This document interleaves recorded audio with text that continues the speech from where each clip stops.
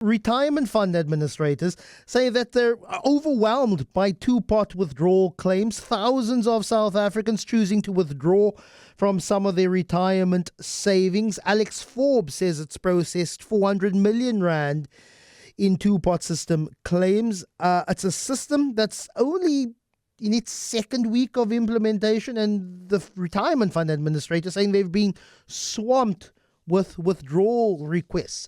But imagine just for a moment, you approach and you want to dip into your two-pot and you find out there's no two-pot. Heck, there's not even one pot.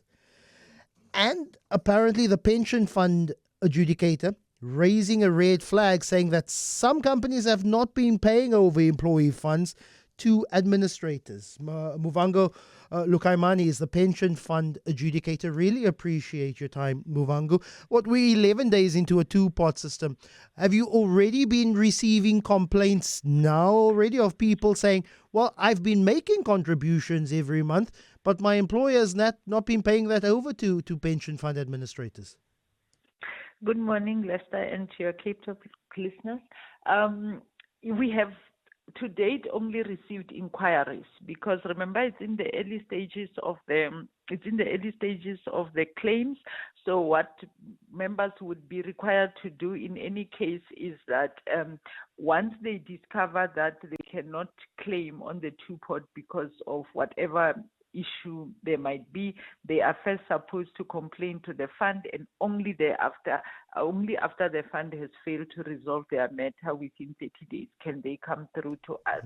But thus far, we have only been receiving inquiries. But over the last financial year, you have been dealing with the issue of companies and employers not paying over pension funds to administrators. It is a worrying concern for you. Yes, and to the year ended March 2024, 82% of our complaints that we finalized had one way or another to do with an employer that has not paid contributions, either in total or partially not paid contributions, and that continues to be the trend for up to date. And it's across all sectors: security firms, retailers, fashion design companies, but actually quite worrying, municipalities also amongst those entities that have not been paying to pension funds. And that is very worrying. You would think there is some form of stability in a state entity. We know the issues within particularly local government in South Africa, but the issue that municipalities are also falling foul, that should be worrying. Yes, and if you at those municipalities that have been falling foul, and you sort of correlate the information, what, for example, the Office of the Auditor General would be saying about municipalities in Northwest, in Free State, and some in KZN that have all sorts of other management issues that are also failing to pay over contribute. But like you're saying, it's really across all sectors, whether it's the transport sector, security sector, retail, your small metal engineering companies. It's really, really across all sectors. What is the punishment? What is the censure for an entity and employer who has not paid over pension funds? I could be working for a small company for 10 years. I believe, because according to my payslip, there is a deduction there that supposed to go into a retirement annuity. What happens to that employee if after 10 years I find out, well, they've not been paying my retirement to an administrator? Well, the responsibility really lies with the board of the fund.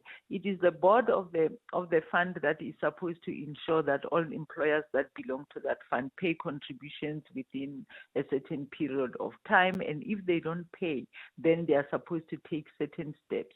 Those steps include that if the contributions remain outstanding for a period of over 90 days, then they are supposed to report that matter even to the South African Police Service and start with criminal at criminal proceedings, because it is a crime where you can be jailed for a period of 10 years if you fail to pay pension fund contributions.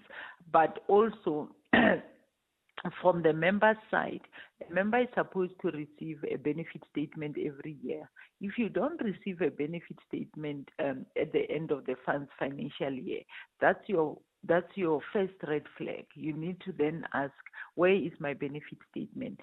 Some funds will give over the benefit statements to employers for distribution to members, but if that employer is non-compliant, that employer is surely not going to pass over those statements to its employees.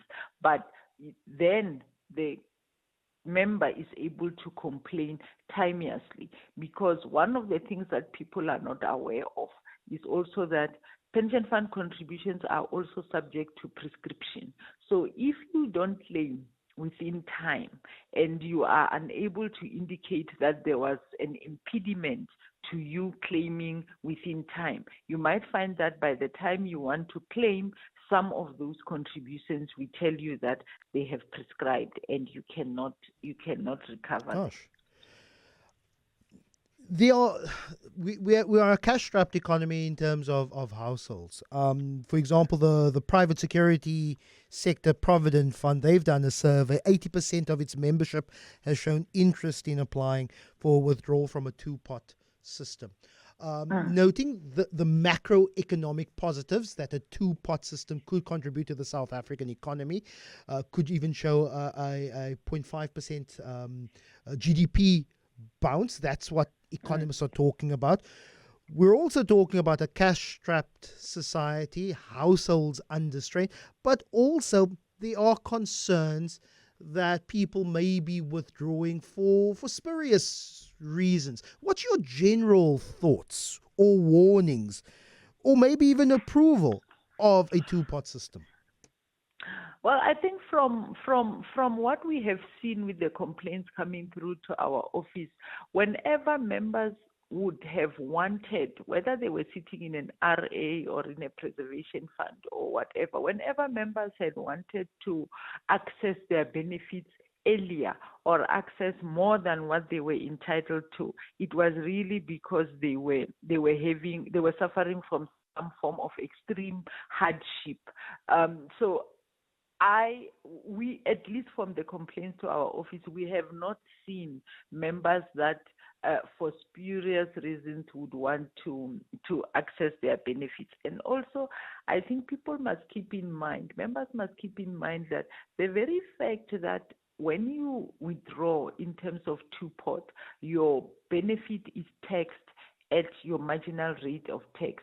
That really should serve as something that says, let me keep my benefit in the fund for a period longer so that I can reach retirement, because at retirement, at least, there is a first 550,000 rand at the moment that you would get tax-free, and the rest of the amount is taxed at your average rate of tax. So it's beneficial to keep the money in, but we taking into consideration why we sit at this point.